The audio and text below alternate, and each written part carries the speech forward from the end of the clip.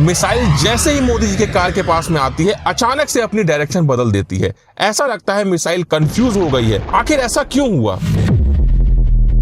आज मैं 3D animation से दिखाऊंगा एक ऐसा खतरनाक सिक्योरिटी कंपैरिजन जिसमें एक तरफ है इंडिया के सबसे अमीर आदमी मुकेश अंबानी और दूसरी तरफ है इंडिया के प्राइम मिनिस्टर नरेंद्र मोदी, जिनकी महीने की सैलरी लगभग 1,60,000 रुपए है। वहीं मुकेश अंबानी 1,60,000 रुपए 4 से 5 सेकंड के अंदर ही कमा लेते हैं। मुकेश अंबानी के पास है मर्सिडीज बेंज S680 गार्ड, जो कि एक 10 करोड़ की कार है, और उसके सामने खड़ी है मोदी जी की car Mercedes Maybach S650 guard, जो कि एक 12 करोड़ की कार है। दोनों ही गाड़ियां बुलेट प्रूफ, ब्लास्ट प्रूफ और हाई लेवल के आर्मर्ड प्रोटेक्शन के साथ में आती हैं।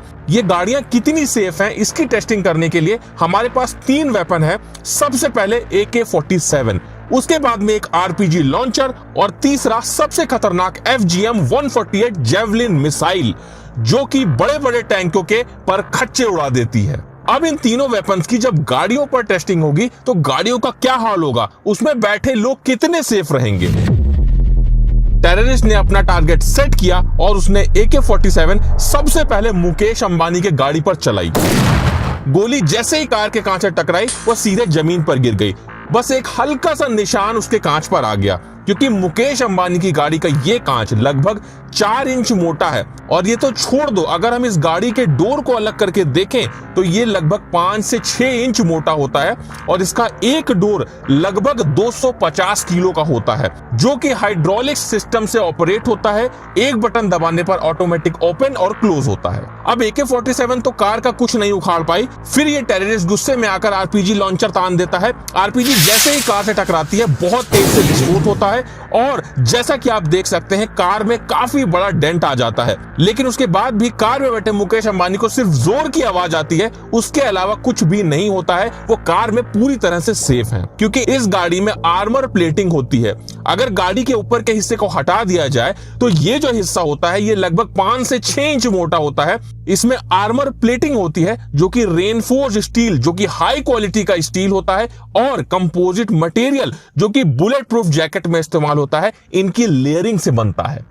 ये देखने के बाद में टेररिस्ट बिना टाइम वेस्ट किए अपना सबसे खतरनाक वेपन FGM-148 जेवलिन मिसाइल को सीधा मुकेश अंबानी की गाड़ी पे फायर कर देता है। अब इस मिसाइल से कार पे क्या असर पड़ता है ये जानने से पहले तुम एक बात को समझ लो कि FGM-148 जेवलिन मिसाइल एक ऐसा खतरनाक वेपन है जिससे फाइटर टैंक भी पूरी तरह से डिस्ट्रॉय हो जाते हैं। ये मिसाइल जैसे ही मुकेश अंबानी की कार से टकराती है बहुत जोर का विस्फोट होता है और कार बहुत बुरी तरह से डैमेज हो जाती है। लेकिन अब भी मुकेश अंबानी को कुछ नहीं होगा, क्योंकि कार के अंदर के सारे एयर बैग्स ओपन हो जाते हैं, जिससे इस ब्लास्ट का पूरा इंपैक्ट एयर बैग पर होता है। मुकेश अंबानी पूरी तरह से सेफ रहते हैं। तो क्या लगता है मोदी जी की कार पे इन वेपन्स का क्या असर होगा? जैसे ही टेररिस्ट ने AK-47 मोदी जी के कार पर चलाई, कार को कुछ भी नहीं हुआ। RPG लॉन्चर चलाया, तब भी कार को कुछ भी नहीं हुआ। अब टेररिस्ट गुस्से में आकर जेवलिन मिसाइल उठाता है और सीधे मोदी जी की कार पर फायर कर देता है।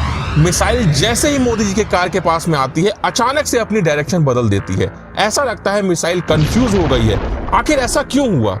तो मैं आपको बता दूं, मोदी जी की गाड़ियों के साथ में पूरा SPG कॉन्वॉय चलता है, जिसमें ऐसी भी गाड़ियां होती हैं जिसमें बहुत सारे हैवी जैमर्स लगे होते हैं, और ये जो जैमर्स होते हैं ये मिसाइल के सिग्नल को ब्लॉक कर देते हैं, जिस वजह से मिसाइल अपने टारगेट को हिट करने के बजाय अचानक से अपनी डायरेक्शन बदल देती है, जिससे उसका असली टारगेट मिस हो जाता है और मोदी जी पूरी तरह से सेफ रहते हैं।